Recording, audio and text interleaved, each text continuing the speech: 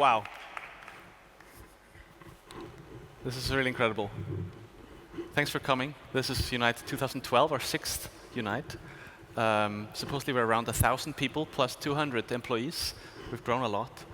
And I'm really kind of humbled by all you guys coming to Amsterdam.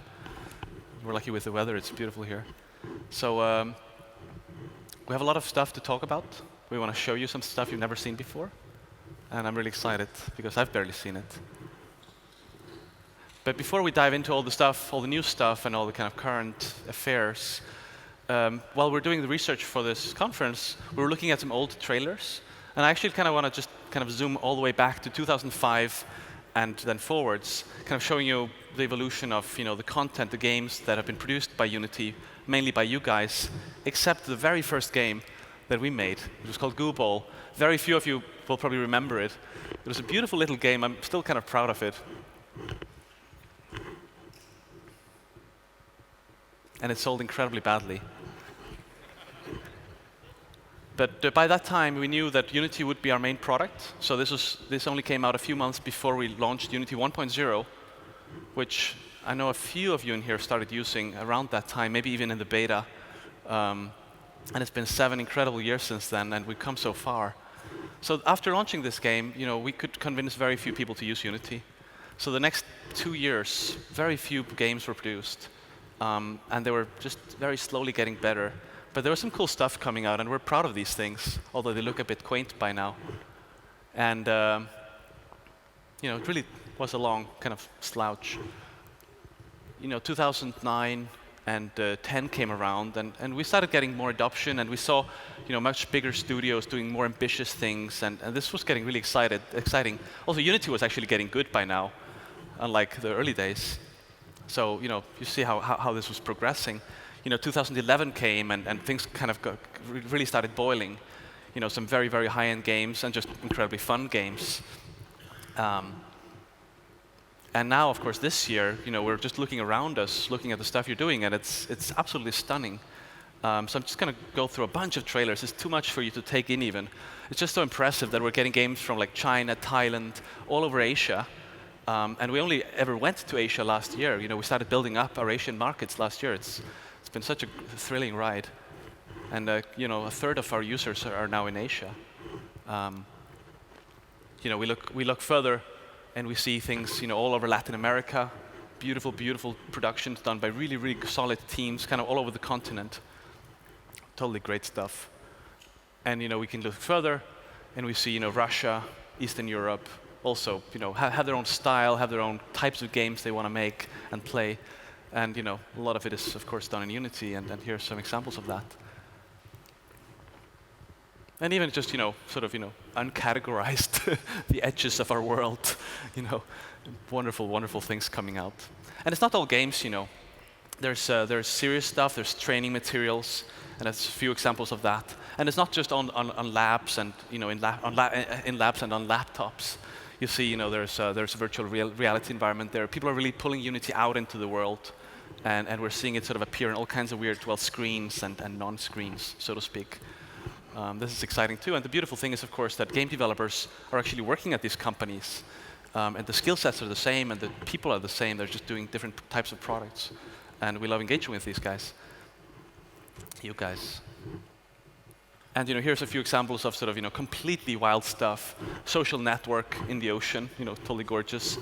Over there you have an example. It's a graphic novel that's built with Unity, but it's not just actually built with Unity. It's built with something called Active Reader, which is built on Unity. So people are building these incredible tools that allow you to do things. And Disney is using this as well now for Brave and other comics. We see art projects, we see exhibitions. Unity is really going all over. I could go on for actually the next 2 hours just with this stuff. So it's exciting.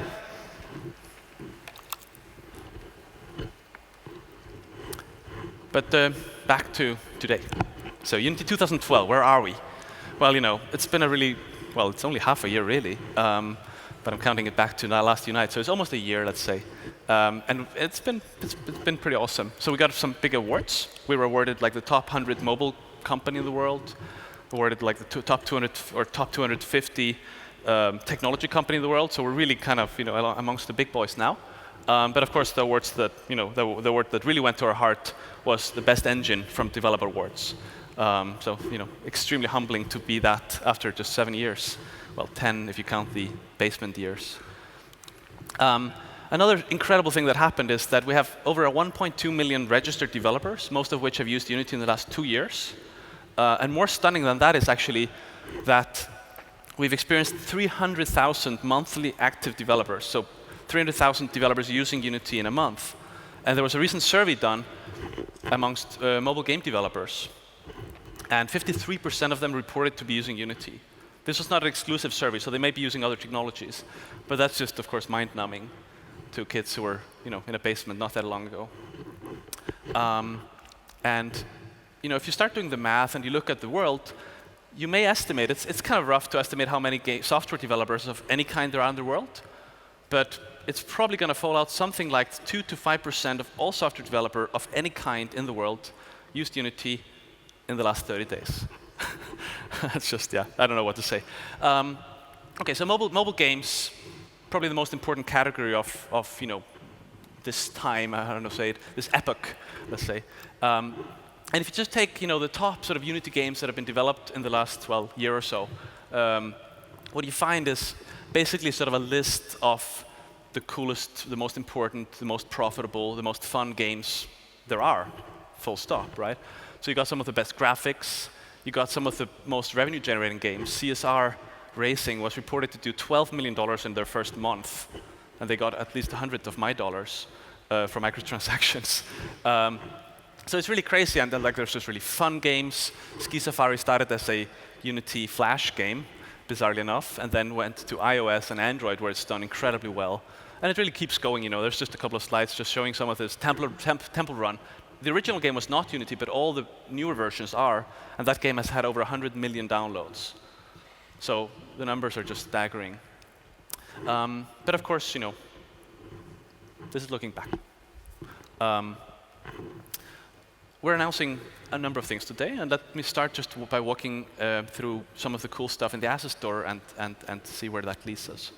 The Asset Store is, I think, the coolest initiative that we've done since Unity.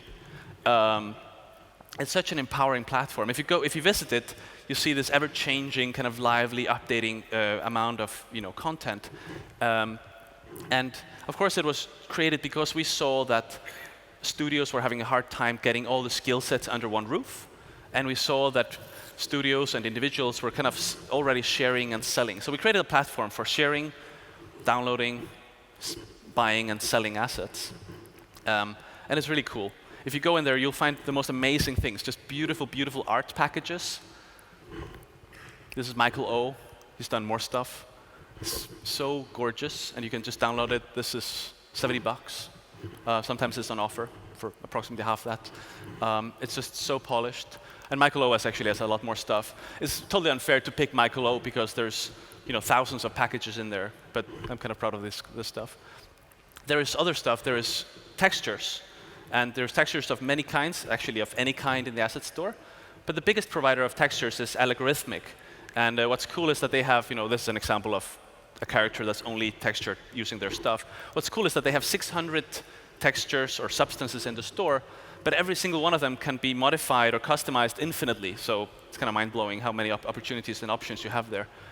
Just one example, there's music, production music, high quality, theme, mood music as background for your productions.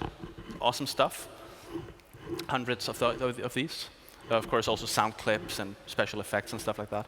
But the category that probably excites us the most is, of course, extensions. People creating new tools to enable kind of new workflows and things like that. One category is, of course, node-based scripting, graphical scripting. So you don't either have to program, or at least you can combine programming with kind of visual stuff. So Playmaker, UScript, and BrainBuilder are 3 examples. There are more. Please have a look at that category. It's extremely cool. Then you have tools that allow you to do kind of new types of games that Unity isn't really geared for. So RageSpline and RageTools together, you can basically work with spline-based graphics. You can make them into physical objects and gameplays. And then with Rage tools, you can import Adobe Illustrator files and things like that. It's really cool. Smooth moves for animating 2D characters. And you just see how rich the interface is, how many things you can do with this. It's awesome. And one of the things that people worried about, I remember when we were launching the Asset Store was, is everything going to look the same now? Like, is every game going to include that same tree or something? And I never believed that would be a problem because people are smarter than that.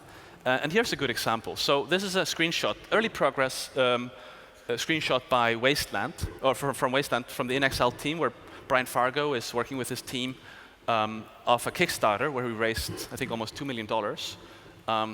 So these guys are like super experienced, they're well-funded. They can do anything themselves, but of course, why if you don't have to? So they told us that in just 4 months, they feel they've come as deep into a production as they would expect to do in a year. And this game so far contains 49 different Asset Store packages.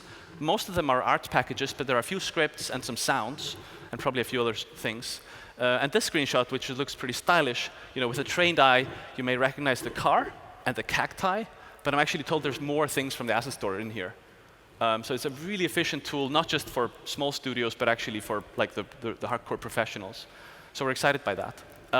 Now, the savvy people in here, you'll know that to be successful as a game developer, it's not actually just enough to have, good art direction, good graphics. It's not even enough to have fun gameplay always. So the thing is that today there's a lot of services that you kind of need to hook up with. You need payments, you need cross-promotion, you need to keep track of your players, a lot of infrastructure. And people are building it. It's not that hard to build per se, but there's so much depth and richness and experience that it takes to really build great services. And of course, this is such a hot space that there are hundreds of companies doing this today. And it's a mess. It's really complicated, Many of them are fly-by-night. Many of them are going to go away. There are even unethical people out there and just, less good services. So we used some of our expertise and some of our connections to really go out and, explore all these service companies. And we created a new program in the Asset Store. It's called, skip the slide. There we go. The Asset Store Online Services.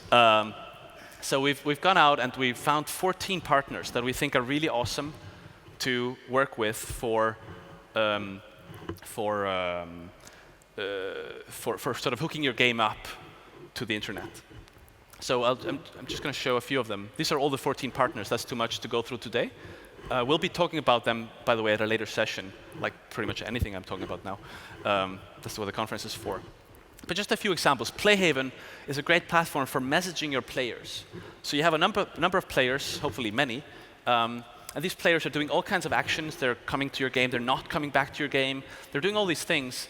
And what Playhaven has is a system to message them, to bring them back, to give them offers. While they're playing the game, you can kind of notify them of something they can do. It's a really rich platform that, of course, also kind of helps you gather the data and slice it and dice it. Great platform that's being used by some of the biggest game developers out there alongside Unity. Glue Mobile is using them. Natural Motion is using them, and a bunch of other very successful developers. Another example is the Roar engine. This is a system for keeping track of your player profiles, of achievements, high scores, but also virtual currency and things like that. They also help you kind of maintain the data, measure it, and so on. It's a really great system that has a super nice API that's well integrated with Unity. Another example is InMobi. This is the biggest mobile ad network.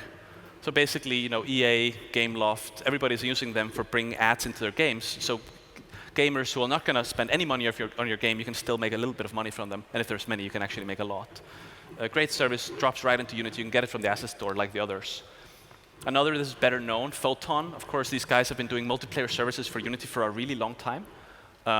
They came from a background where it was like expensive, complicated. You kind of had to negotiate with them. But they've been really smart, and in the last couple of years, they've been bringing it down in price so that there is now a free version that you can use for small games, and then it sort of scales from there. And you can get it from the Asset Store. They have really good examples, really good integration, and it's just super easy to plug in. So if you're making multiplayer games, you should definitely look at this stuff. And the last one is Xsolla. So you have a game. It's being played all over the world. And then it turns out that the people in these kind of corners of the world, they don't have credit cards, or they may not want to use their credit cards. They want to use premium text messages, they want to use local debit cards, they want to use prepaid cards, all these things. And Xala, what they do is they've aggregated this all over the world. And they just have this incredible system to kind of make sure that everybody in the world can spend some money on your games. It's pretty awesome. It drops in. It's also being used by some of the biggest companies out there. BigPoint is using them, EA is using them, and so on. So definitely explore these. So this is Asset Store Online Services. You'll find it. You'll find a category in there where you can simply go and explore these things. So anyway, this is all the kind of non-Unity stuff, right? Let's go back and just talk about Unity. So Unity 4 is the most ambitious version of Unity we've ever worked on. There's also more developers working on it than ever before. Of the 200 people in the team, really, really many of them are incredibly good developers. And I'm going to ask Joachim, Ante, our CTO and co-founder of Unity, to come up and show you some of the stuff that's coming.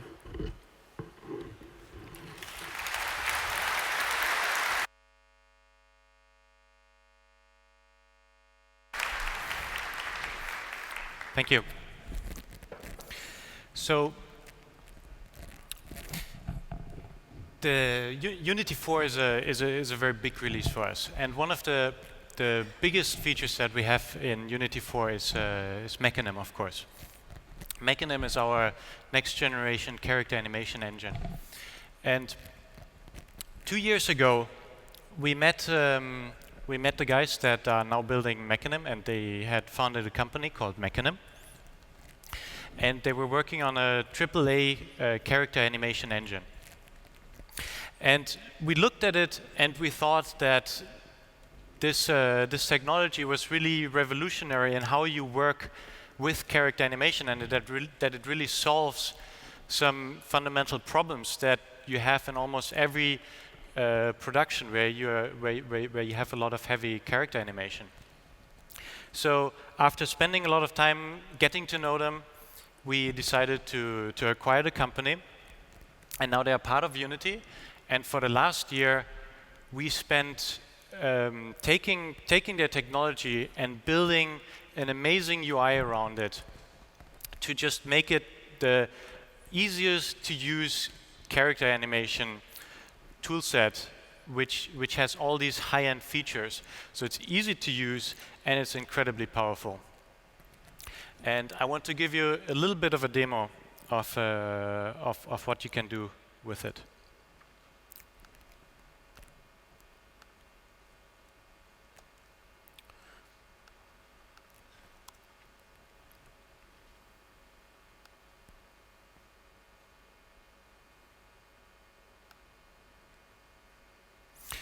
Okay, so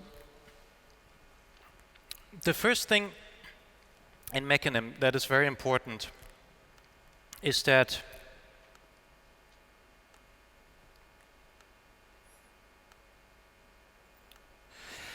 you can retarget your animations, and that means we can create a animation. And we can put it onto any character that you create. So you don't have to create specific animations for every character that you do again and again and again. You can reuse all the animations that you do, and you don't even have to have them multiple times in your project. It's a very simple process that just takes a couple of seconds to retarget your character into this format. And we have this jumping animation here, and we can go in, and we can take a different character. So, for example, we can take this guy, and we can just drag him on here, and now we have a different character. Now, one of the amazing things about it is that it really works with different proportions of characters. So let's take a look at a couple of different animations here. So let's say we have this jumping animation. We can we can browse it, we can take a look. But not only that, what we can really do with this character animation system is we can integrate it really nicely with the asset store. And we can put these a big library of mocap data into the asset store, and this really makes it possible for people who previously didn't have access to mocap data to really get access to mocap data and really up the quality of your animations. So in the asset store, we have a bunch of animations. So this is actually the new project browser, and down here we can see there's a couple of free assets. So this, for example, is an asset where the character is just running to the right. And to show the retargeting, I'm just going to take a teddy bear. And of course, the teddy bear has completely different proportions. It has very short legs, but everything still animates correctly. And we can turn on IK on it so that there is absolutely no foot sliding. And it just shows how amazingly well this retargeting actually works in practice.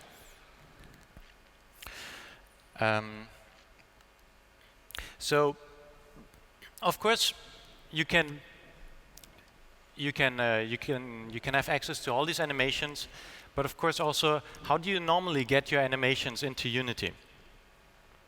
And usually, you spend a lot of time when you have a real production creating animation clips. So let's use our teddy bear again. So here we have a animation that we took from Motion Builder. There's a couple of takes in here that we can look at, and now we just have a character that is running, and it's not really loopable, so we have to create it and make it ready for our game. So we're going to go through that process. So the first thing is we have to find where do we start the animation, and we want to find an animation where the left foot goes down, and then we want to end where the left foot also goes down so that we have a completely looping animation. So here we have a foot going down, and now we need to find the endpoint of the animation. And we have these little green lights here and red lights that show you how well the animation is actually looping. So we're just going to pick it when it's all green over here, and then we can preview it again, and we can see that there's still a little bit of a glitch at the end of the animation. When you look at it here, you can see at the end there's a little bit of a glitch, and you can fix that up by just clicking on these checkboxes, and now everything just runs completely smoothly. And the main point of it is that it's very easy. It's usually a process that when an animator does it by hand, he spends around 1 hour extracting the right animation frames, making it loopable, and just cleaning up all the animation data. And with Unity 4, you can now do this process in a matter of less than a minute. So that's basically how you extract your animation data. And then, of course, you want to actually create some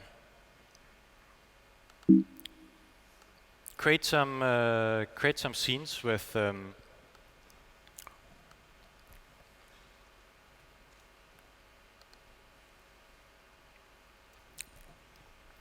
animations in it. And here's a very simple setup where we just have a character that is controlled by the keyboard, and we can jump. And the way this works is that we have this animator controller here. Let me dock that. 1 second. We put that over here.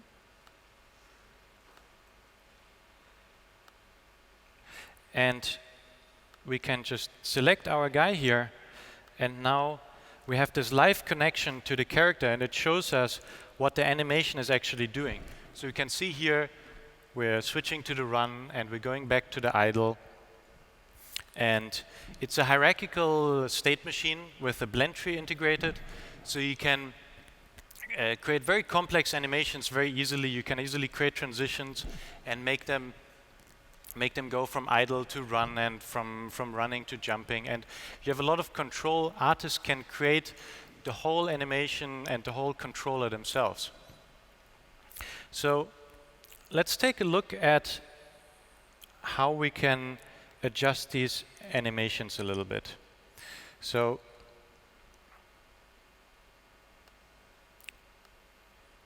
this is a simple transition. So we have this animation where we're going from a running clip to a jumping animation. And you can see here when we go into slow motion that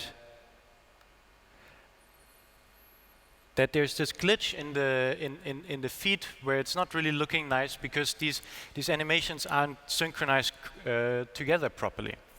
But you also see up here we have these bars where we can tweak the animations. And these curves that you see, they represent where the feet are hitting the ground. So all we need to do is we need to overlay these bars so that it matches together, and then we can play the animation again and in slow motion, and we can see that everything looks very smoothly and the character does a really nice transition from the running into the jumping. And in Mechanim, we spent a lot of time really making this iteration time really quick and making it very easy to see exactly what you're doing, and always everything is previewable. And of course, lastly, one thing that's really important is that we wanted to make sure that we can have a lot of characters on screen and that it runs really fast. So now we also have our completely retargeted teddy bear who is running around and jumping. And in Mechanim, we can easily have around 250 characters on screen on an average laptop. And I think that's just quite amazing, especially with the movie stuttering, which is not the computer. But it's really amazing that you can do this retargeting and so many characters on screen, which is not something that you usually see in a character animation engine. So that's Mechanim.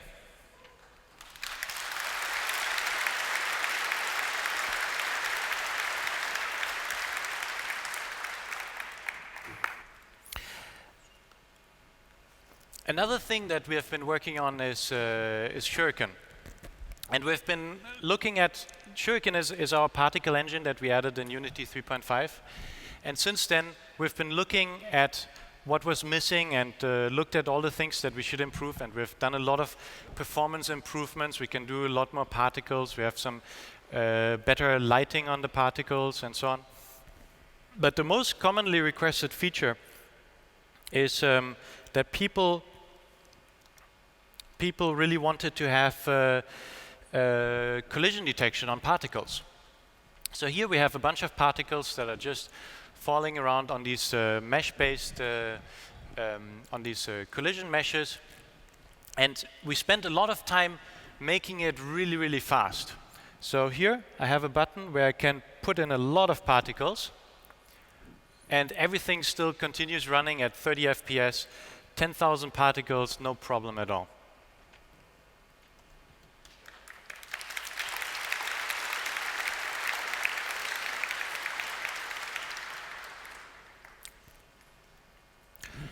So we also, as always, with every release, we spend a lot of time optimizing performance because, of course, what matters in the end is that your games actually run fast on all the mobile devices and in the web. And so we spent a lot of time on our multi-threading pipeline. We improved our job schedulers, so we get a lot of performance from all these systems that are taking advantage of it. For example, the particle system does, the character animation engine does, our rendering pipeline does in various parts, and there's a lot of smaller parts where we use it as well. We did some lighting optimizations where we're doing better light scissoring. We added a GPU profiler on mobile devices. We added memory reductions for meshes, especially on mobile devices. It can save you up to 2 times the memory on meshes. We added support for better dynamic geometry with meshes. We added a custom fast path to handle that and make it very fast. And overall, we just added a lot of things to Unity to make it faster.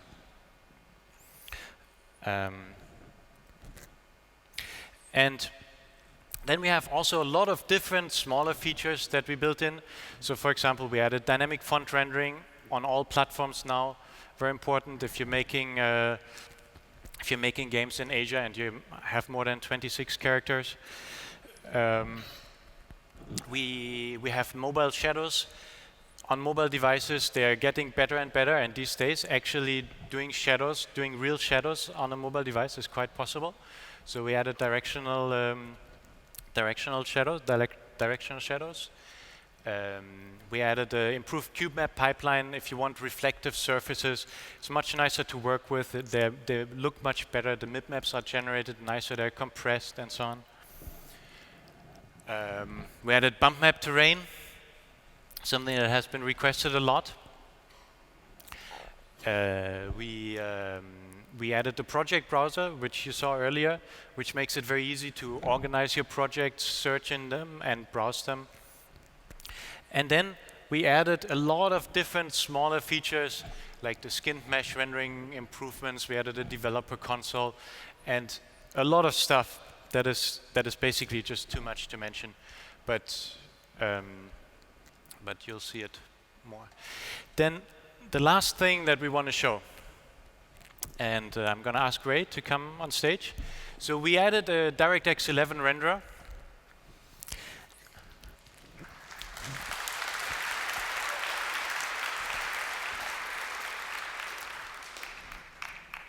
And for DirectX 11, we made a new demo that really shows off all the things that you can do with Unity and DirectX 11.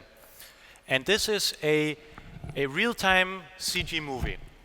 So we worked with a company called Passion Pictures. It's a studio in the UK. They have done a lot of different work. They have done music videos for the Gorillaz.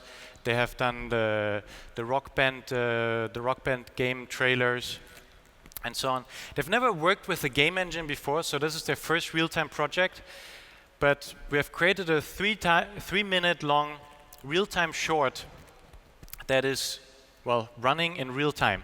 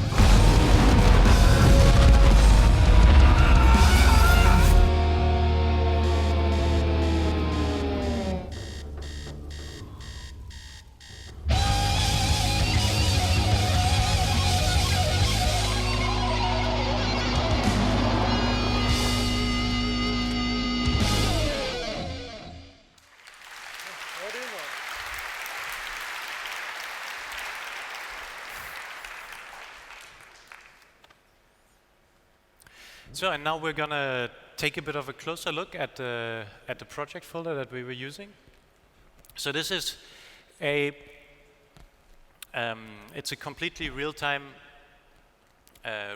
movie, and it's basically done in separate scenes. There's, like in a real movie, there's separate shots, and each shot is in a separate scene. And we have this this bar down here where you can scrub the time and preview everything. And now we're going to take a bit of a look at the skin shader that we were using.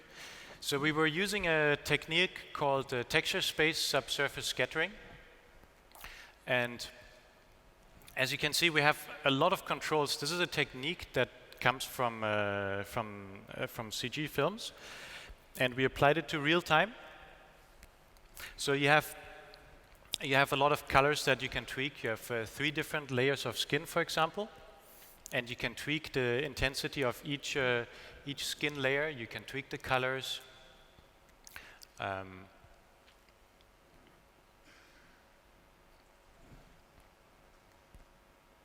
Yeah, and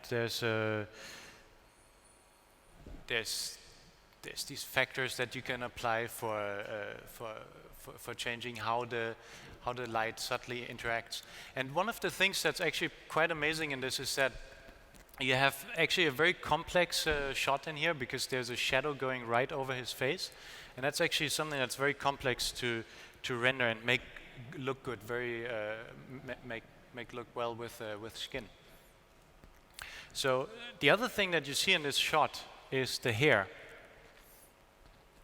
And for the hair, we're basically using a technique that is partly procedural and partly controlled by artists. So we have some base hair strands that are coming out of the head. If we can just show those.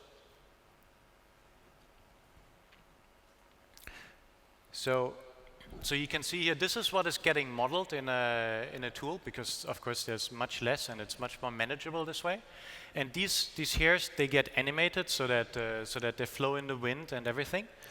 And then we use DirectX 11's tessellation feature to give it all the hair back, and you can adjust things like the hair length, and you can make them be crumpled together, and you can make it short and long, and yeah, to basically just change the looks dramatically. Also, we have controls over the colors.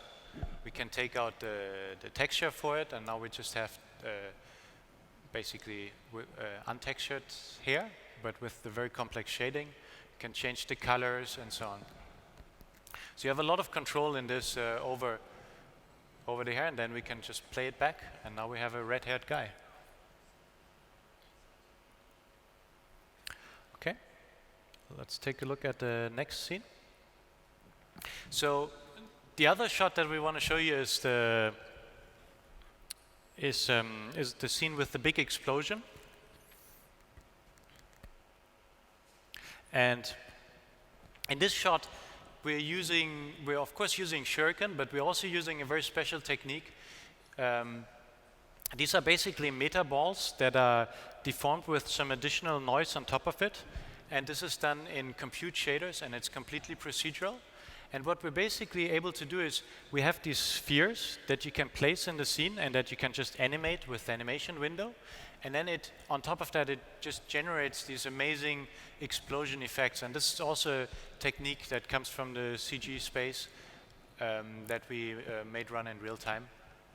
And you can tweak it, and you can adjust the colors. There's a ton of settings that you can tweak to give it the exact right looks that you're looking for. And we can play the scene. So this is how it looks.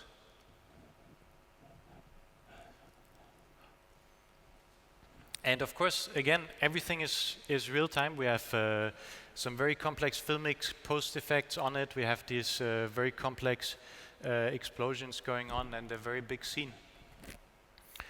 And then we have one more scene that we want to show.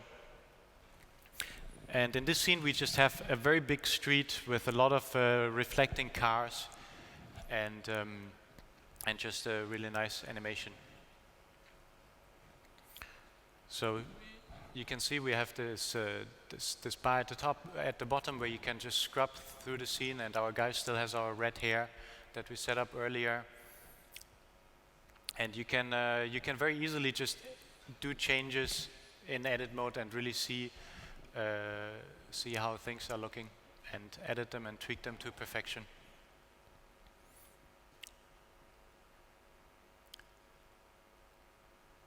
And this is the passion project, and that is also DX11, which is just an amazing feature. If you want to do really high-end, high-quality rendering, you can now do it in Unity. And lastly, of course, Unity 4, with all these features, we have been working on that very hard, and I'm proud to announce that today we will be shipping Unity 4 to public preview customers. So later today, we'll be able to download it.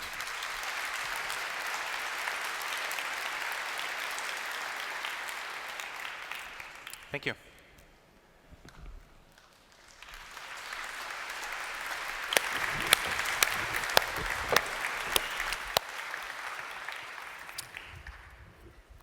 Wow. And the last thing to add is that since the conference Wi-Fi will crumble later today if everybody starts downloading the 800 megabytes, we'll have USB sticks actually available just after the keynote, so 12 something, at least by the hands-on lab stands, and maybe by the check-in. I'm not quite sure about that. But anyway, that's where we're at with that. Now, there's more to Unity 4, of course. We've been working very hard on the Flash export. Many of you have tried it. It's been in beta since before Christmas. It's a project we've been working on for, well, a year and a half now, actually. And if you knew what weird layers of technology have to go into making that work, you would be really impressed. There's some very sharp guys who have been working on it. But equally importantly, we've been working with Adobe as a partner to make sure that it was really polished and really high quality. So I want to introduce on stage EMMY HUANG, who is Director of Gaming at Adobe, who's going to say just a few things about Unity and Flash. Hey, EMMY.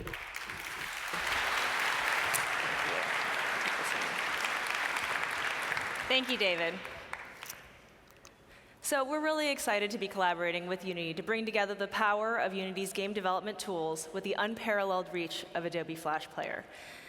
Now, Adobe is investing in Flash and Air technologies to ensure that it delivers the features and capabilities needed for game developers like you. And over the course of the past year, we've been focused on bringing 3D console-quality games to the web by investing in technologies like Stage 3D. So with yesterday's release of Adobe Flash Player 11.4, we are now able to target over 80% of desktop PCs with Stage 3D hardware acceleration.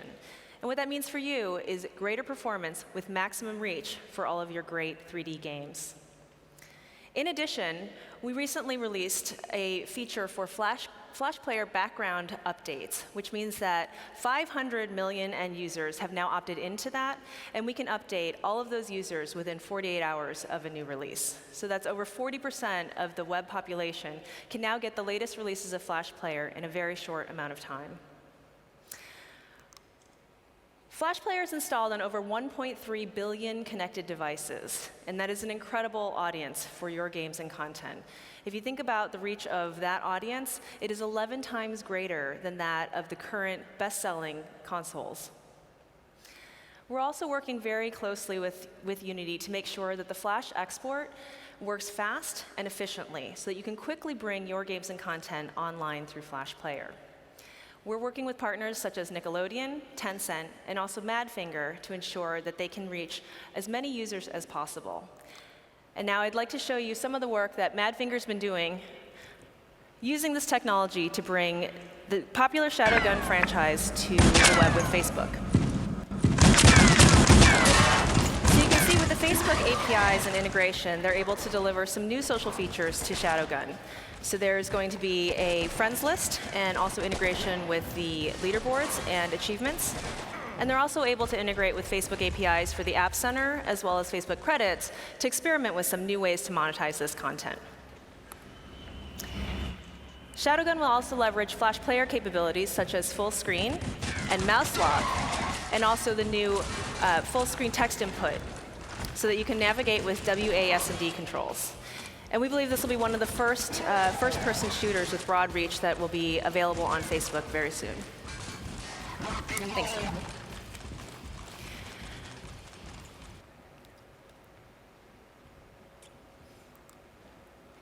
So again, we're really looking forward to the upcoming release of Unity 4 and to see what you guys are going to deliver to the web online through Flash Player. Thank you.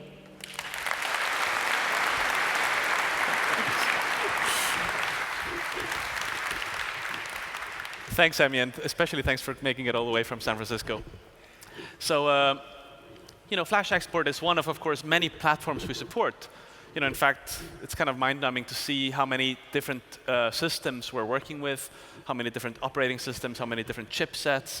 And it's a lot of work to keep all this in sync so that from one tool you can export to all these platforms. Some of these we've supported for a long time, but actually most are fairly recent if you think about the history of the company. We've recently talked about the public preview of Linux support, so we're excited about that coming up very soon. And of course, Flash is really heating up.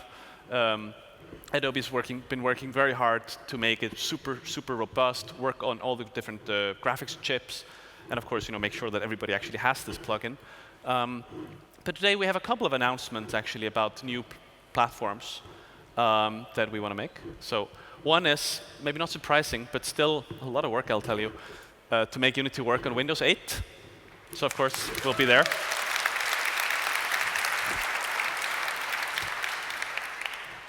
And the other one, which was even more work, and we've done in very close collaboration with Microsoft, is to make Unity work on Windows Phone 8.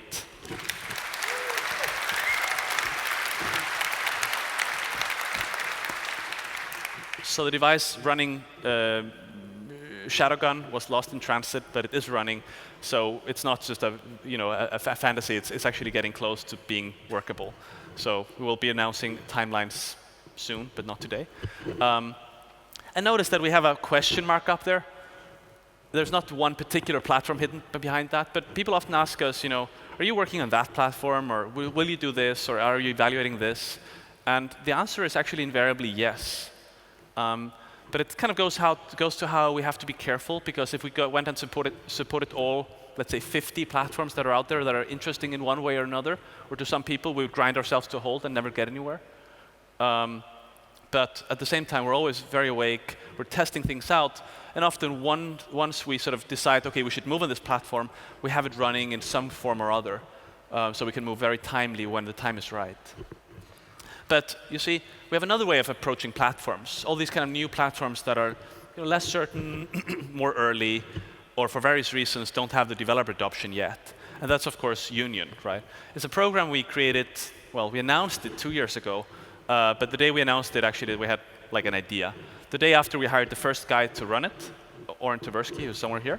And since then, that's become a real team. So the problem that Union is addressing is new platform opportunities. So all these new devices that are coming out are hard and risky to address. Okay? So it's hard for you guys to go and port your games to all kinds of new places. And it's also actually hard and risky for us if we went and did everything at the same time. So the solution we have is Union, which aggregates Unity games and distributes them to new platforms. Okay? So the whole idea is that you can submit your games to us, and we sign them up into a library, which is actually really awesome. So it's 120 games. Actually, many more games have been submitted to us, but we have limited bandwidth, so we're picking out the games that we know will be successful on these platforms. But of course, once the time is right, we'll try to have everything in there. And these are really, really great games. Many of them are top 10 iOS and Android games. And total, we estimate that they've had well over 100 million kind of lifetime downloads on different platforms. So this is like a catalog of winners. And mostly in the last year, since Union really found its shape and started moving fast, we've actually published 50 games to 7 different platforms. So that's actually making us pretty big publisher in some way or another. And these are some of the platforms we're working on. We're actually only announcing Intel and Lenovo today, but the others we've been working with for a while. And of course, there's a long pipeline of platforms we're working with down in the future, and we'll probably be announcing several more platforms within a reasonable time frame. So this is a lot of work, but we do it very differently. We build kind of in-house tools that aren't really production quality. We get the games across. We do the legwork. We do the travel to Korea, to China to make the deals. We do all the legal work. We do the QA. We do the porting. We do the polishing. And once the games are out there, we ship 80% of the revenue from the games back to you, where basically the idea is that you don't have to do anything, except send us the project files and kind of trust us not to do anything stupid. And we'll work very hard not to do anything stupid. So that's Union. It's something we're still really excited about, and it's really growing now. So you'll see more of that in the future. Now, back to Unity 4. Okay, so Unity 4, you're seeing the Unity 4.0 going out into beta today. You'll get it, within an hour or two on your computers. But as you know, if you look back, when we do releases, we actually do these kind of longer cycles. We're over like a couple or a few years. We'll keep updating, keep improving, and adding and adding and adding. And of course, it's mainly because we just can't hold ourselves back. Once we create something cool, we want to give it to you. So instead of kind of staggering it all into kind of this, insane releases, we try to push it out. So while most of the company is working on getting Unity 4.0 into an awesome, robust, featureful state, there are like these little teams in the back, kind of working on longer term, more experimental, and in some way, equally cool stuff. And Nicholas Francis, also co-founder of the company and chief creative officer, is going to come on stage and show you some of the stuff from the lab. Thank you, David. Good morning, and thank you all very much for coming. I am so humbled by all of you coming here. So, I would like to show you some of the stuff we're working on. Let me just get set up here. Just run this. And then we have some of the things. Now, some of the things that we've been doing is we've been taking a look, sort of taking a step back and saying, okay, like what are some of the stuff that's missing from Unity? And some of this you already know, some of it is like exceedingly obvious, but some of it's also like actually asking some deeper questions like, what is Unity? And well, there's many answers to this. It also depends on who you ask. But I think one of the core things is that it's a tool for creating interactive 3D content. And we certainly have a lot of 3D. I mean, you can see here we got like 3D all over the place. You drag in your objects, you build your scenes. And on some level we also have the interactivity code. We got the scripting. You write your code, you do stuff. But in a way, scripting is really, really good for doing logic, for saying, hey, does the player have the yellow key card? Does he do this? Is it a Tuesday? Blah, blah, blah. But when it actually comes to modifying the scene, then scripting is actually kind of cumbersome to work with. And this is both if you're writing your scripts in C#, but it's also if you're using like a logic graph. And at the same time, we have this like amazing 3D tool, and we're not really using it for doing this stuff. So we've been working on something to sort of try to bring these two things a bit more together, right, to show that.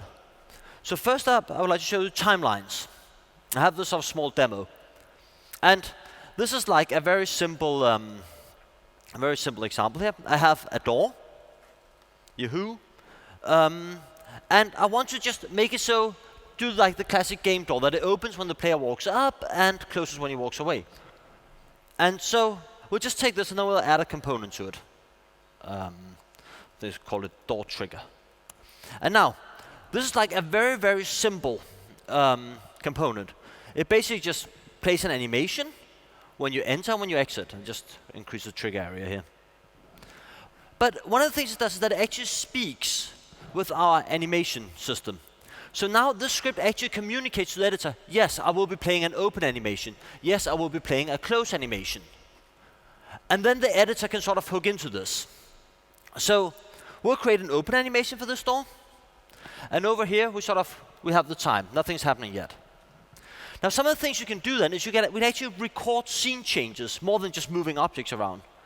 So I enter here the record button, and then I just need to find like my door sound effects, and I will, oops, let's try again. Open, record, and drag this baby in. And now that's actually recorded the insertion of this game object. So it's in the scene, and it will get enabled when you activate when you like open the store. And now we can see we can actually show, because we know what's happening, we can actually like show the waveform, the audio here, which makes it a lot simpler to like sync the door's movements. Like I can see the sound takes a bit of a time to start, but I'm just gonna go over here where it stops, and then just select my door mesh thing here and just record that.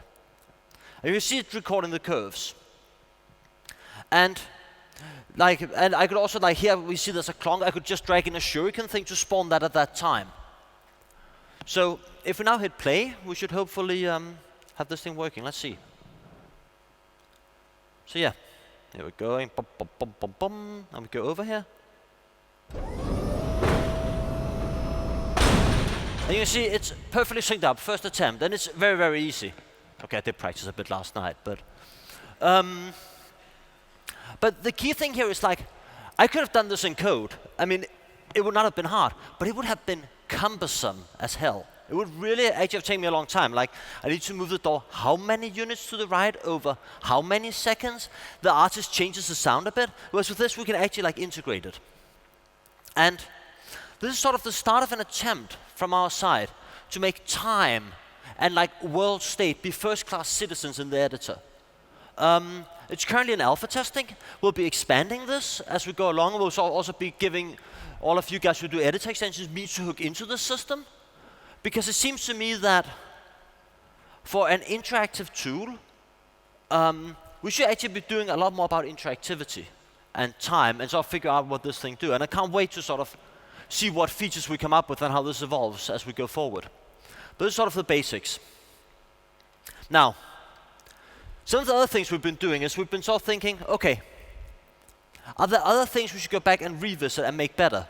And there's this basic notion of data encapsulation. All programmers know it, and we have it in Unity from our scripting. You have your private variables for your script, internal for other code, and public for the inspector. This is very useful. I make a car, I make all the wheels be public, and I can drag in my wheels, and my car controller can work. And then I take the car and make it into a prefab. And this is also well and good, but then we begin building levels. We drag the car in all over the place. And my car actually expects that it has 4 wheels. And there's a ton of values in there that I'm used when I'm setting up my initial car, but that I don't want people tweaking. I don't want them tweaking the grip coefficients for the physics simulation. And if somebody accidentally does it or like deletes a reference to a wheel, maybe my car script will crash on that one particular car on level 12. So I'll get some weird crash report, dissatisfied players, and it's practically impossible for me to find. So we've tried to take a look at prefabs and say, this thing of encapsulation, it works really well. Well, how do we bring this to our entire data model? And for this, we've changed prefabs quite a bit. And I have this example here. We have this little light. And this light is a prefab. And it has like a couple of game objects and some control scripts on it. But one of the first things you'll notice, in the hierarchy window, we no longer have any of the sub-objects. They've been hidden away. Because really you should not sort of be able to edit anything at any time, because it's just a gun you can shoot yourself too easily in the foot with. Instead, what we do is you go in, you click this, and you go in and edit it. You're now editing this prefab alone. This is just like a prefab was a scene all by itself, except you can see it in context. And now in here, I have like a light flicker script, which is sort of one of my old favorites, where it can set a chance for the light to flicker. And that's all well and good. I have like, maybe my lighting artists actually like to be able to tweak the color. I think that's very fair. And they want to do this per light. They don't want to share it. So I will right-click and say, expose to prefab. And then we'll go down here and take the on chance. I want to expose this to the prefab. Now up here we have breadcrumbs. So when I go back to my scene, we can now see that we have the color and the on chance being exposed out into the parent context.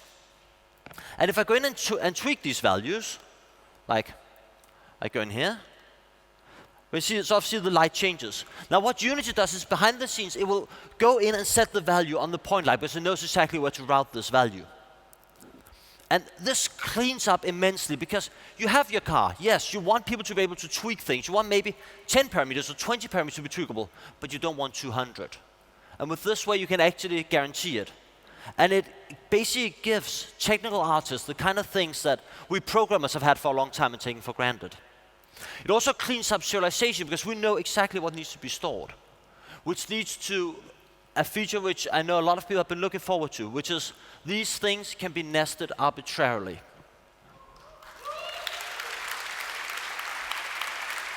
So I can take my entire room, throw it into a prefab. If I decide one of these lights are more important to the general ambience of the room, I can take that light's color and publish back further up into my level. I can keep on doing this up and up and up, or down.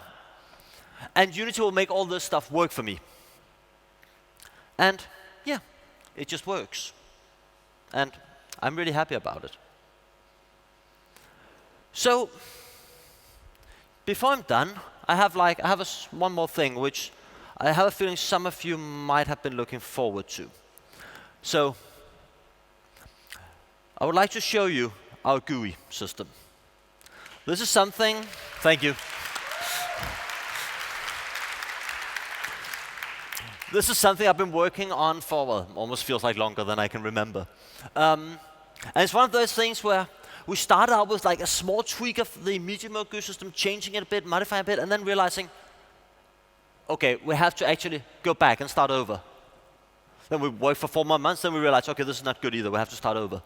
But finally, we're in alpha. Last week we shipped the first sort of very early pre-alpha version to sort of gather the initial feedback. And we have a GUI editor where you can drag stuff in, move it about, all this stuff. All these buttons are just prefabs. And if we take a look over here in the inspector, you can see they're using this expander thing here. Like, they have a bunch of images inside them and text labels.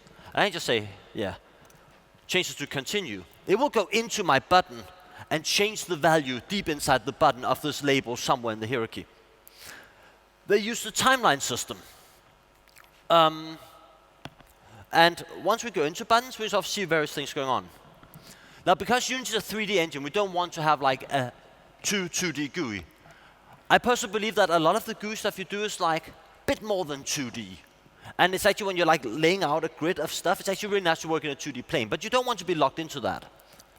So what we've done is we've basically done something a bit like this, where everything can be 3D, and you can work within 2D.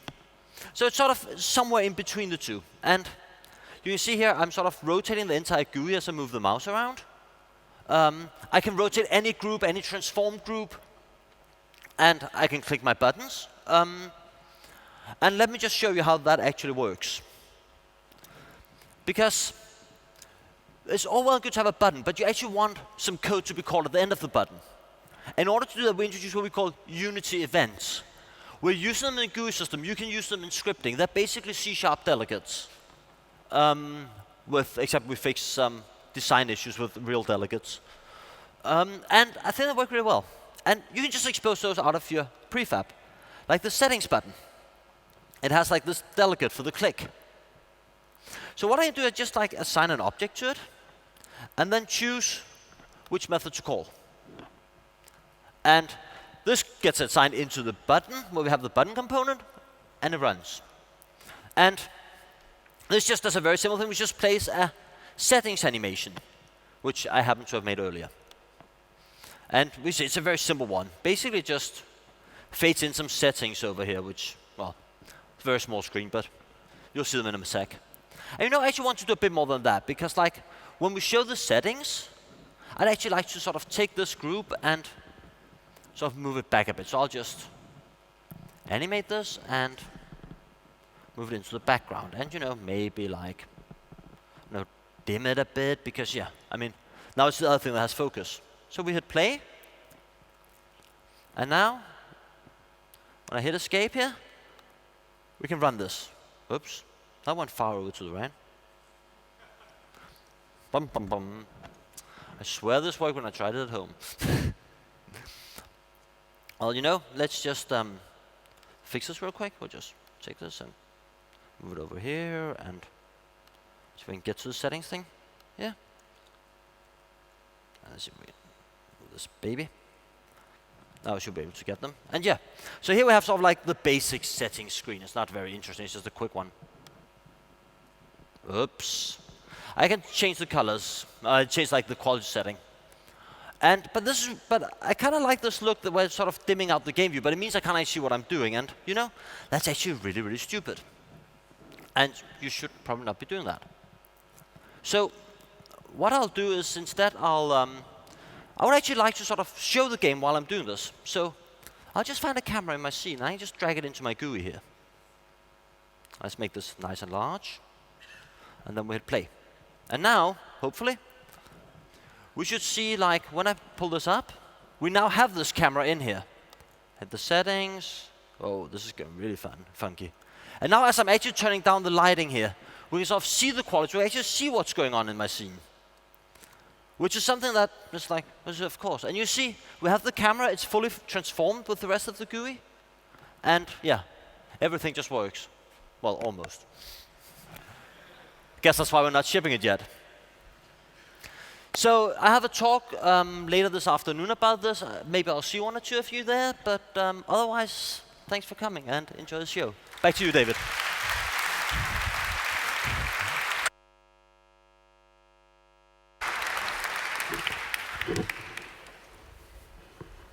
I love him.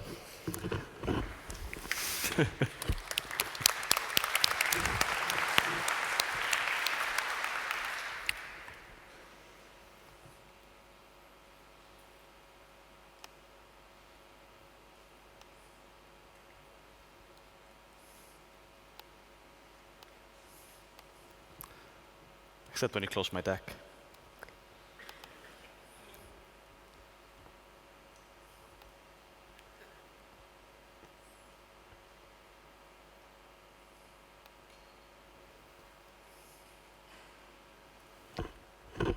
So that was Nicholas.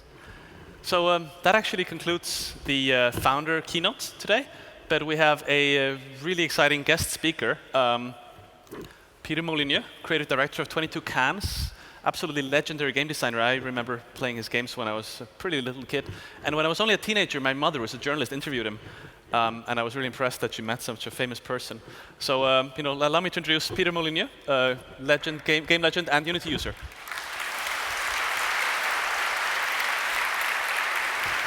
Thanks for coming. You get this? Right. Am I coming through? I think I am, yeah. So I'm going to go through, it's a bit of a strange one doing a keynote, because I want to just talk about my stuff.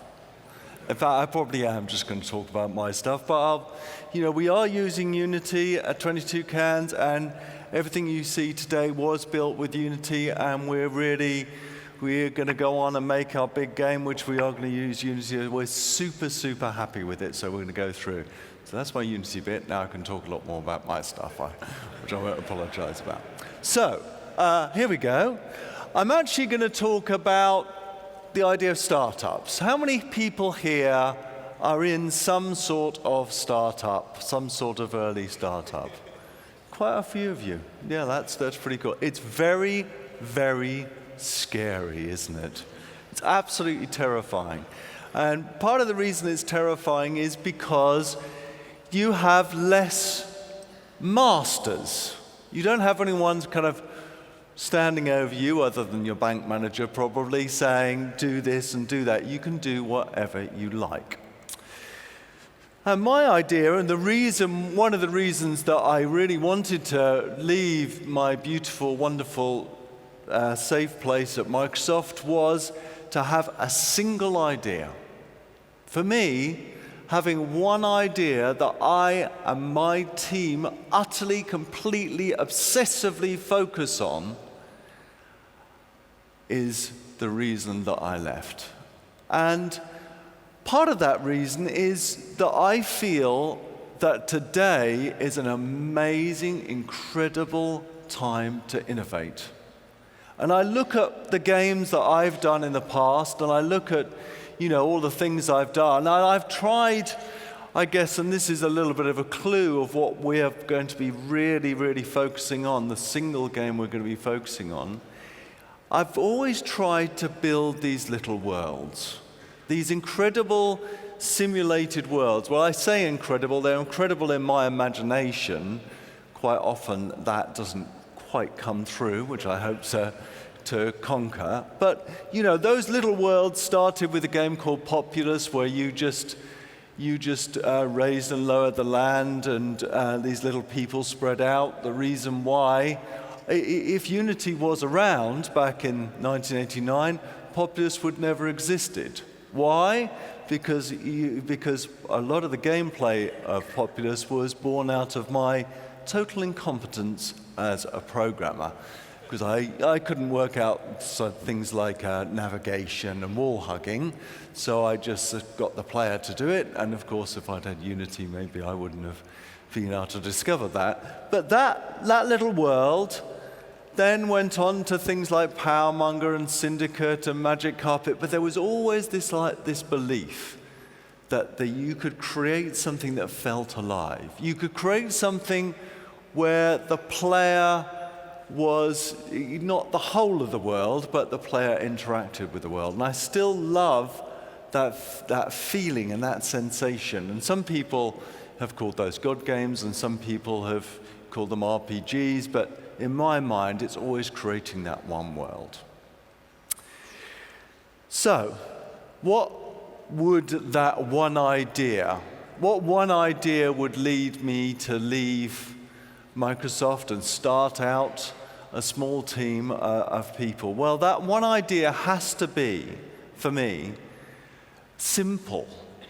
A simple, pure idea. A simple, pure idea that you could give, this is my dream, that you could give to anybody. Because, the amazing thing, and this is the amazing thing about Unity, and the amazing thing about where we are today, is almost the whole world is becoming gamers. And that means if you really want to engage all those people, you've got to think of simplicity. I mean, that GUI tool you just showed off, I really want to fiddle around with that, because getting the simplicity into a GUI, the simplicity of the concept is so key and so important. Even 20 years ago, simplicity was important, where we thought, when we were developers then, well, we've got about 10 minutes of someone's time before they get bored. Nowadays, that's down to about 1/10 of a second. That's how long it takes for someone to press that home button and to move to something else. That's how long it takes to move from one browser window to another. So it's got to be simple. There's another word which I think is, for me, so important in the games that we all make, and that is delightful. It's a strange word, but an experience that makes you giggle in a way, that makes you joyful in playing it. Now that could be shooting people's heads off. I find that pretty delightful, I have to tell you. Or it could be bouncing a lovely ball around. Just the delight of what we present to the world, the delight of what we present to people who don't think of themselves as gamers.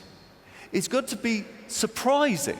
It's going to surprise people. We are in the industry where surprise has got to be at the center of everything we do. Especially in today's world, where I get a little bit over-enthusiastic about this statement. You know what? I'm bored with movies. I'm bored with TV programs. We're in the industry, the last entertainment industry that really, truly can surprise people. We can create experiences which engage with people. So I love that word, surprise. I love the idea of surprising it, and we're going to move on to that. Engaging as well. What does that mean? What does it mean to make a game that is engaging? For me, what it means is that when you're playing it, the world goes dim. And when you're not playing it, it's still up there in your head. That's what, and again, that doesn't matter whether that's a shoot 'em up or whether that's a role-playing game or whether that's a free-to-play game. That's what we can do. We can steal a little bit of people's imagination. And we can implant memories, whether it be the memories in a 12-year-old child or whether it be the memories of someone sitting outside the school gate waiting for their kids to come home. That's what you want to do. Something engaging. And then lastly, the last thing that's so important to me is uniqueness. In today's world of mass blandness, we can make things that are unique, that have never been seen before, never been touched before. And you, people in the audience, can do that. Whether you're making a game which is like a lot of other games or a game which is totally and completely off the wall, different, you can put uniqueness in there. Because we're just at the start of what we do. So, those are the ingredients that are going into the cooking pot of this single game that we're making. That leads me to think this one statement. We, or me, needs to think completely differently about the problem of making games today. We've got so many toys to play with. There's another reason why we used Unity right from the word go, because we didn't want to bog ourselves down with the tedium of some of the things that you do as developers. We wanted to experiment with the new sweets in the sweet shop. You know, cloud and cloud computing, that's pretty exciting. I'm still wondering where all these big cloud posters that you see in airports on the side of buses, X huge companies got cloud and Y huge companies got cloud. What's it really mean? What does it mean to consumers? What does cloud computing mean to consumers? Where is the single product that says that is what cloud is all about? It should be more than just storing your photographs in. And I found that there's a few embarrassing occasions if you do store your photographs in the cloud and it's automatically streamed onto Apple TV when my next door neighbor, the vicar, comes around for tea. I'll leave that explanation there, but that's what I mean. As a designer, how am I going to use cloud? How am I going to use this compute? As a designer, how am I going to use multi-devices? The brilliant thing now is all these devices are just windows. We can create one experience that is that all these different devices are windows on. So I love that. I'd love to play around with that. I'd love to experiment with that. I'd love to present something to people that feels different if they're using their finger, that feels different if they're using the mouse. I love those multi-devices. I adore this amazing, incredible audience. I mean, you were just talking about Temple Run. 100 million downloads. Come on, that is amazing. That's the population. That's a third of the population of Europe. They've all downloaded this. There are 5-year-olds and 50-year-olds downloading and playing at the same time. That is an incredible thing, especially an incredible thing if you're in a startup and you're thinking to yourself, what should we do next? Mixing cloud computing with multi-devices and audiences, that's pretty cool. But there's a couple of other things as well that's happening as well. It doesn't stop there. There's this whole notion of persistence. What persistence means to me is the things I do today, I can look at in 20 years in the future. That's amazing. You could play a game today, you could stop in the middle of a level and you could see it again in 20 years. You can show your kids, this is what I did when I was 12. That's amazing. And then lastly, all these different input devices. I mean, don't think we're going to just stop with our finger and touch gestures. I don't think we are. I think the world is obsessing about these input devices, whether they be the Google glasses or whether they be the evolution of things like Kinect or whether they be what the controller finally turns into. Those are amazing things for designers to interact with. So that all means that we definitely need to think in a different way. Think in a different way about how we bring a team together, a different way about how we design and develop, a different way about how we test and experiment, and a different way of how we present and have people discover our experiences. So, after I left, the first thing I had to do is think about the team. Now, it would be easy for us to bring together, 20 or so developers from the games industry. But that's not thinking different. So what we've done, these are the people that worked on this experiment that I'm going to talk about in a minute. What we've done is brought together people who are from completely different backgrounds. Only a handful of these people have deep games experience. Some of them have absolutely no games industry experience at all. Yes, it's frustrating. Yes, it's bewildering when you have to explain what frame rate means and does that really matter. That's, or that's frustrating, but you've got to have that energy, that fire in the belly. You've got to have people like Jack, the person in the middle, skipping into the office and saying, we've got to do this. Because we have to think differently, and to think differently, we've got to bring different people together. Now, one single focus. That's a mistake I've always made, is trying to focus on more than one thing.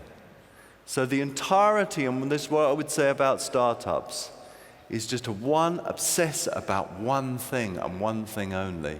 And okay, there are steps along that journey of discovery of that, but that one single focus. And that one single focus starts with thinking differently about what we do. Celebrating and experimenting and not being scared of this new technology. It's so tempting not to use it. It's so tempting to fall back on our old cornerstones of design. But I say to you now, as a designer, often these cornerstones can become millstones around our neck, where we feel slavishly that we have to do it this way. Experiment with simple mechanics. You know the most scary thing for a designer? Have we got any designers in the room? Look at them meekly putting up their arms. Yeah, quite a few. I mean, the scariest thing, I don't know if you guys agree with me, the scariest thing for design isn't complex stuff. It isn't a quest with a story and an interesting outcome and all that. No, that's not the scary thing. The scary thing is simplicity. That is terror. That is our abyss. That is the place we don't want to go, is when we have to design the most simple, the most purest thing and make it delightful. And it certainly absolutely terrifies me. I think we have to go back to foundations. As if we really want to engage millions and millions and hundreds of millions and tens of millions of people, we have to go back and think about motivation. Actually, I think Temple Run does this. I think Draw Something did this, is that start to think about what motivates people in a different way. I've been through the games where you level up and level 1's easy to get to, level 2's easy to get to. By the time you're level 5, you're burning up 10 hours of people's time. We've got to think in a different way. The other huge problem with focus, especially for a startup, is where do you start? When do you start? If one of the problems is bringing a team together, the worst thing to do is try and focus on that big problem. So you've got to think of an innovational way to approach the development of a game. We're going to go through that in detail in a few minutes. And the last thing is, for us, especially for design, you've got to get a team used to innovation. You've got to get them used to iteration. So often I found that mistakes that I've made have been because you forget that and this is a terrifying thing to say, that the date is not nearly as important as what you're making. And that's so easy to forget. And that means going in at the alpha stage, we just saw it on the screen there, or the beta stage, and saying, you know what, I'm not sure that works. And, you know, if anyone's got any producers, that's when they get the knives out and start stabbing you in the back, or at least want to. And then lastly, with your focus on the one idea, is just be brave, man. In today's world, we need to be brave. Brave with our concepts, brave with our ideas, and brave with our iteration. So, when we started back in March, there was this crazy person, which is me, saying, we have got to do something amazing. We've got to do something innovational. And the first thing we did, and this is back in March, we downloaded Unity. On March the 3rd, we were one of these 1.2 million people that downloaded Unity. Why? Because I desperately wanted to try stuff out straight away. I didn't want to, like in the old days of Lionhead, a company I started back in 1997, you know, the first 6 months was just spent writing engine tech. We didn't even, in fact, we had a game idea, which turned into black and white, but we didn't implement anything on that game because we had to write engine tech. I wanted to start experimenting by 2 o'clock in the afternoon on March the 3rd when I started. And so that's why we chose Unity, because we could prototype, we could iterate, we could expose features easily through the editor to design. We didn't have to worry too much about platform. And I have to take my hands off them. You know, it was great support as well. So the first thing that we did was this. Actually, I did this. Yeah, that's it. It did take me a little while to get my head around prefabs. You know, this was a couple of hours, and there was a couple of people in the office shouting at me, saying, no, it's not just a texture map. But I did this. I put this cube, I had this landscape, I had these blobs moving around, and that's where, you know, I was thinking, God, you know, there's so much to do, and there's so many things I want to experiment with, and there's so much new technology, because I knew this big idea, I had to do several things. And as I put this cube down, I remembered this TED talk that I saw with J.J. Abrams. And this comes on to this first thing that we've done in Unity. And out comes J.J. Abrams, obviously super famous writer, and he places this box on the stage. And he says, what's in the box? I didn't hear a word the guy was saying. As soon as he'd done that, my imagination was going, I don't know what's in the box. I'd love to know what's in the box. Shut up, J.J. Abrams. Tell me what's in the box. And I remembered this, and when I created that cube in Unity and I was playing around with it and pushing things around and moving the camera around, I thought to myself, why don't we do this? And this is an insane idea, in a way. I admit it, it's insane. Why don't we make an experiment? Why don't we make an experiment which has that J.J. Abrams idea, what is in the box? And why don't we use the technology of being able to link millions of people together in a single experience?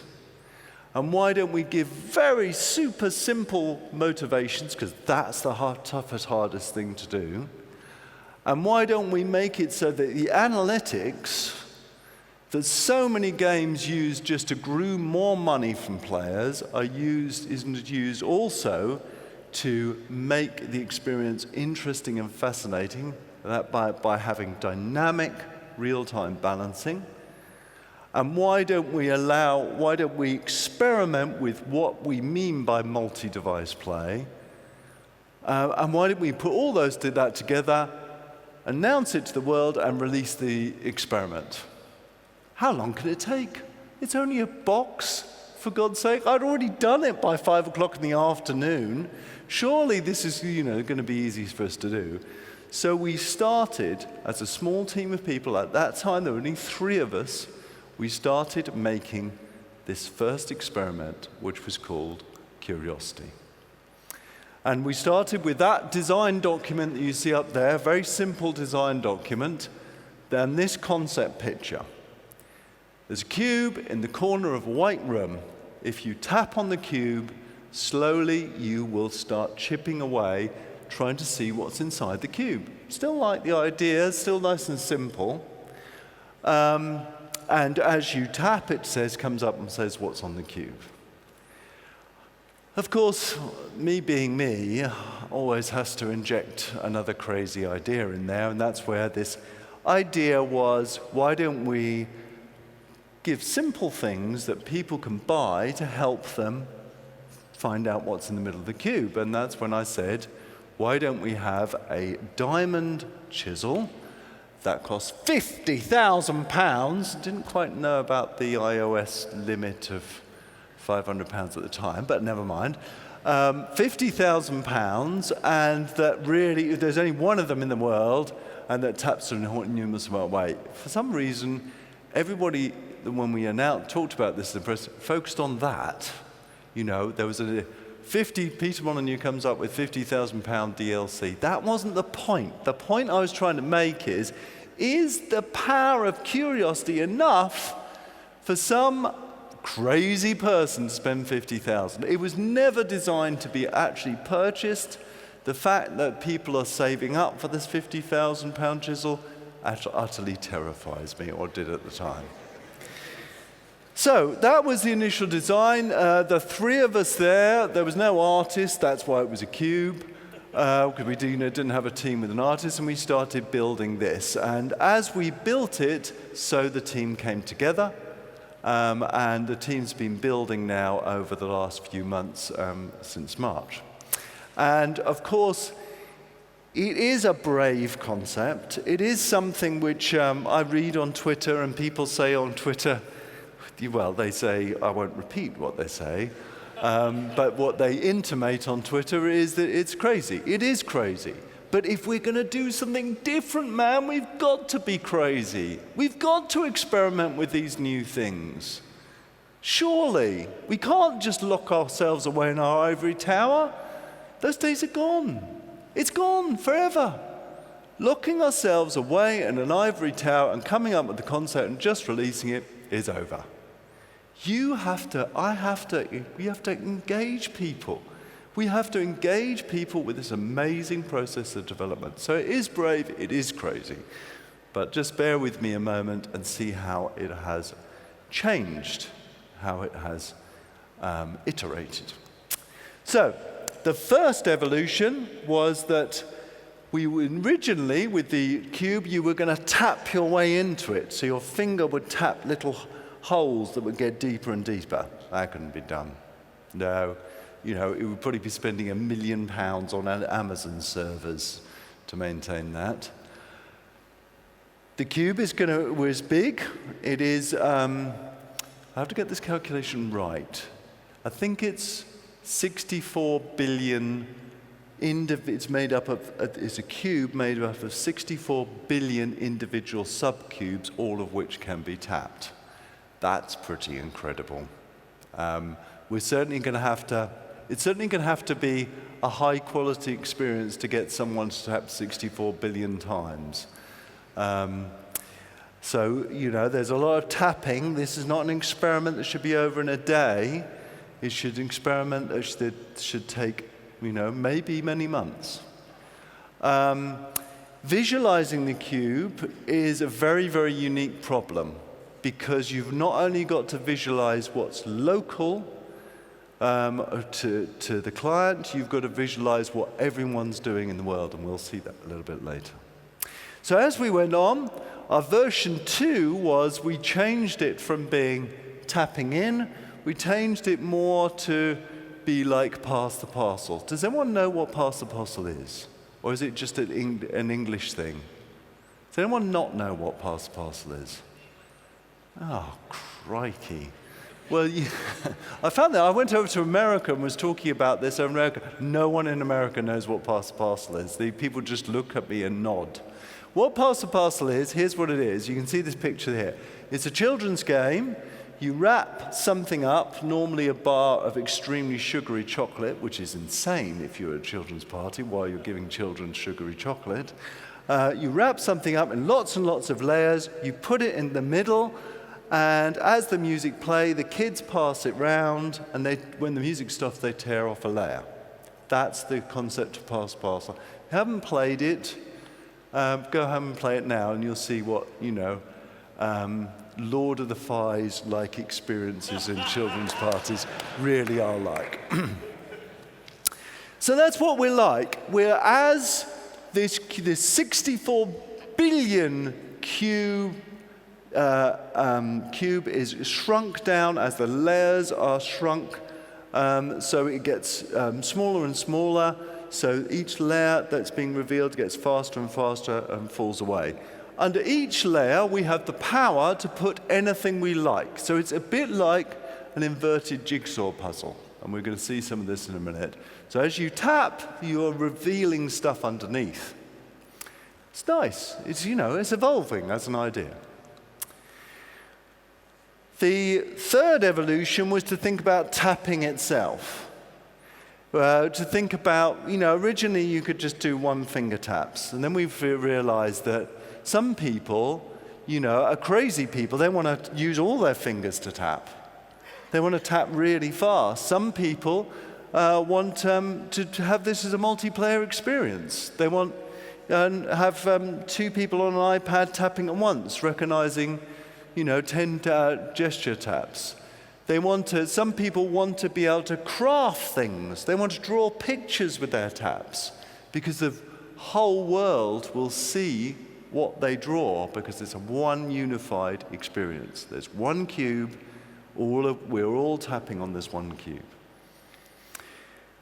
So the idea was evolving, but about 6 weeks ago, the terrible moment of design, the designers in the room will know this, is that you're working away on an idea, everyone's excited about it, and then there's some moment that some bastard in the office says.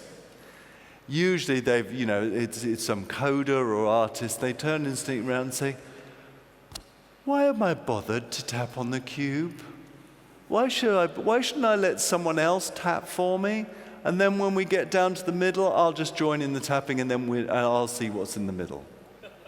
That is, there's always this killer question, and that led us to start thinking about this one simple idea. If people are tapping on the cube and it's going in there, you can imagine thousands of people doing it, wondering what's in the middle. And if only one person is going to eventually discover what's in the middle, what's people's true motivation? So we started adding in and thinking about the final evolution of what the cube was. And that is, I could see someone downloading the app and tapping a couple of times, but I really worried about people tapping 10,000 times. So we started to layer in some pure and simple gameplay. For example, I love in games chaining and combos. I love them.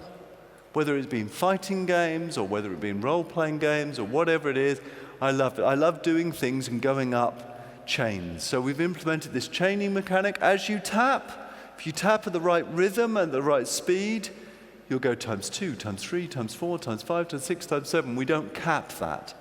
As you tap like that, and as you go up the levels, you earn these coins. You can use these coins to invest in tools which are surprising. There's some tools about blowing things up. There's some tools about owning things. There's some tools about messaging.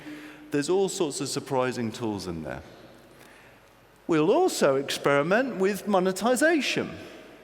Dirty word for indie development, that, isn't it? Monetization. Ooh, scary to monetize customers. But actually, monetization is an important part of motivation. If you can earn any tool by chaining effectively and earn these coins, and you can spend these coins on any tool, but if you're lazy, you can also buy coins for money. But I've still felt a little bit unhappy about that, so we've introduced an interesting thing here. We have introduced the idea of a shop, where you buy everything, even unconventionally, you will buy the stats. We will have some amazing stats. The number of people have tapped, who's tapped, the best tapper, all of that, and you'll buy stats for a couple of gold coins. This is where we're going to have our diamond chisel. It'll cost 10 million gold coins, which is the equivalent of about £50,000. Don't hit me on the maths if that's wrong, please. It'll cost 10,000. And we're going to say this. Anyone who buys anything in our shop for real money is an investor in 22 Cans, is an investor in our big idea. Anybody who spends just 50 cents, let's say 50, not 5, just 50 cents, they'll go on the credits. Anyone who spends $5, they'll have access to a private beta of the big game that we're working on, and anyone that puts $500 will put them in the game. So this is not monetizing people, this is getting people to invest in the game that we're actually making.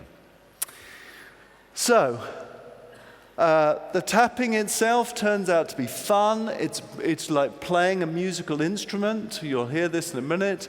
It's very addictive. It's very creative. People love to make things in it. People love to tap together. They love to find each other as they're playing.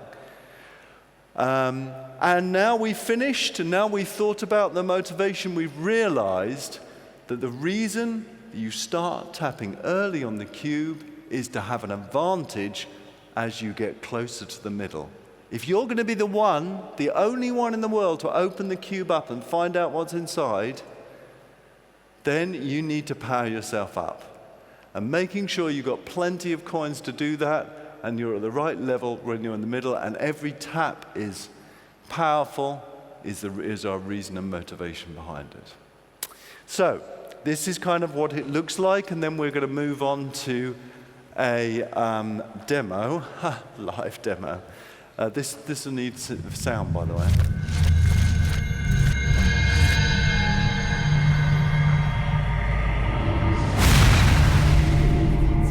There's a cube.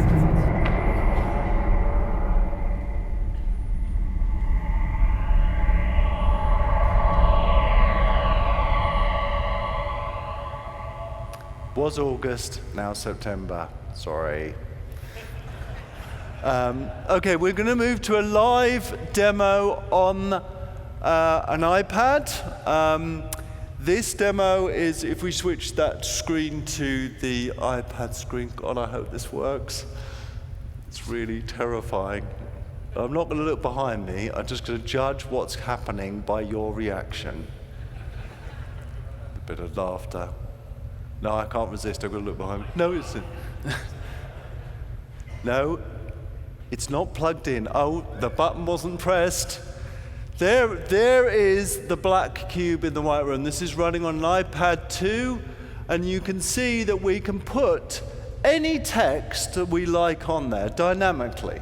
That may be the fastest tapper in the world today. Now, bear in mind, there are people tapping on this cube at the moment, and you can see this is the first layer. It's black, but you can just see little tiny bits that we can see. So let's just go in to the center, more into the center of the cube. And if we just tap in and go and have a look, you can start to see now that these pixels will come up, and now you're into a the resolution where you can start tapping away and start unveiling what's on the piece below. So if you start tapping away now, we need to, if you could just raise the volume a little bit so you could hear it. So you can hear, oh yes, that's loud. So you can hear you're making music as you tap, and then if he taps fast enough, he's getting a ×2 multiplier.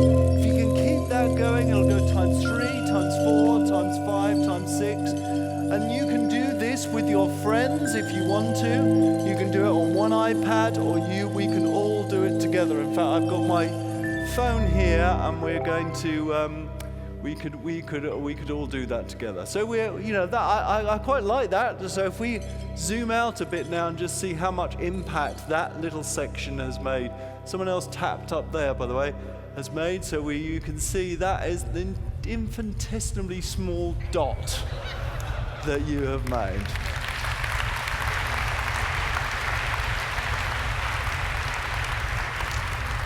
So let's have a look at let's have a look at a surface that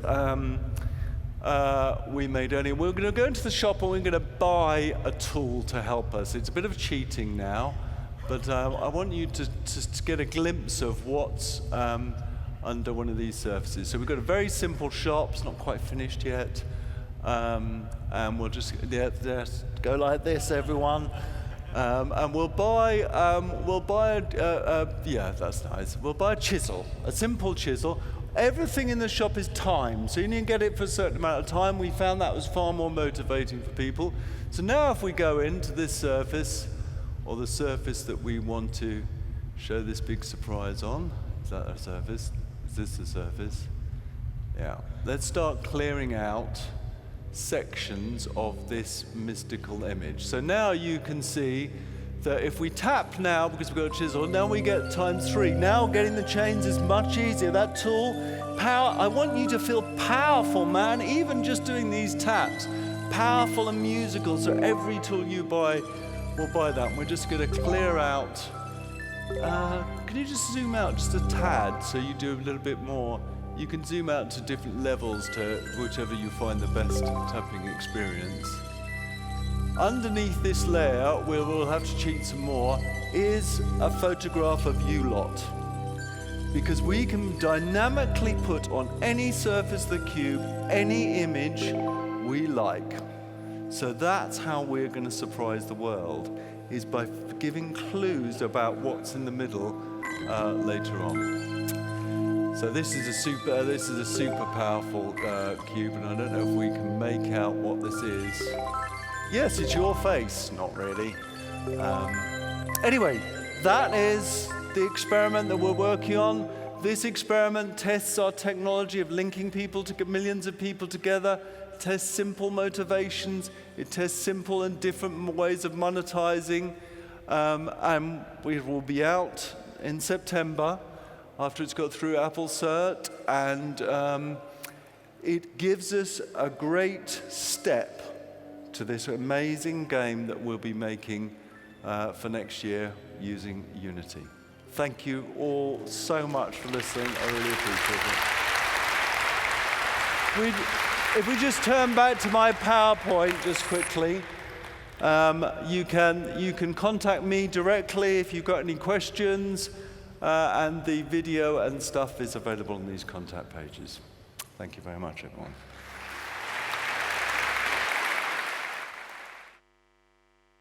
That's really awesome. Wow.